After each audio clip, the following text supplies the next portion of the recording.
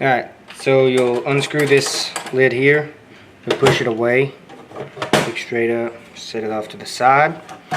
You'll look in, you'll see this big silver square thing, that's the DVD drive. Push that green thing in and push out, it'll come on out.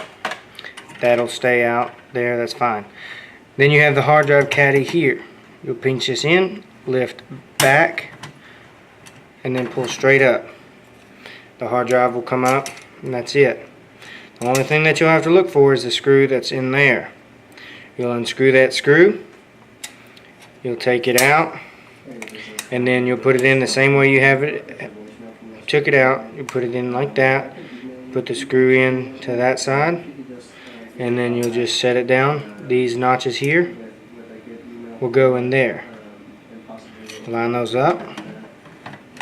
These notches on this side will line up right there, and you'll just push down and it'll slide into the spot, and you have your hard drive inserted. Then you put this back in the same way you took it out.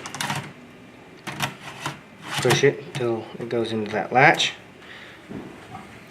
Then you'll put your lid face down like that, make sure it lines up there, and then you'll push it, and then you'll screw it in, and that's how you change the hard drive.